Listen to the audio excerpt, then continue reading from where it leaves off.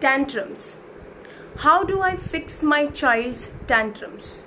How do I handle my child's tantrums? These were some questions that I received on my Instagram handle last week. And I thought, let me share my perspectives on tantrums with you all. Before we talk about tantrums, let us understand how a child's brain is developing. A child's prefrontal cortex is not developed. Their cognitive intelligence is not developed. It starts developing when they become teens.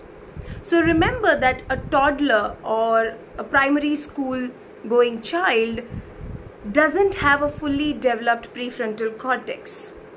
That is the first thing that we have to be aware of.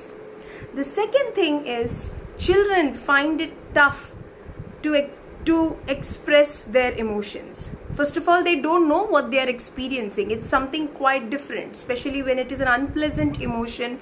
They don't know how to express it. They don't know how to talk about it. So the only way they are able to express it is through a meltdown or through a tantrum or by throwing something or by doing something that the adults in their life are doing. So before we try to fix the tantrums of our children, or before we try to manage the tantrums of our children, let us learn to manage our own responses towards that tantrum. Let us look at that tantrum in a very different way. What if that misbehavior or what if that tantrum is actually an invitation to connect? Yes. Connection is the basic human need, and children require this more often than adults. To regulate their emotions, to regulate and to feel safe, they need this connection with an adult in their life. So what if this tantrum, what if this meltdown or misbehavior is an invitation for connection? And here are few ways you can develop connection every single day. A simple way is to look into the eyes of the child. Yes, look into the eyes of the child when you're talking to the child. Know this, please. The second way is smile. It's a very simple way. Smile.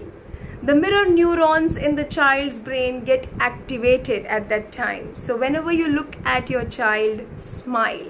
Genuine smile. The third way, tell stories. Yes, that's the easiest way to build connection. To tell stories. Read out stories, not giving them a YouTube channel where they can watch the stories. No. Read out stories, tell stories, anecdotes from your childhood, your experiences from your childhood. That is a fabulous way to build connection. Play. The fourth one, play. Such a simple way to connect with children. And if you have young children at home, then just do some rough housing with them. Like literally get down and role play with them, become a kung fu master, and whatever works for you, play. The fifth one that I want to tell you is dance.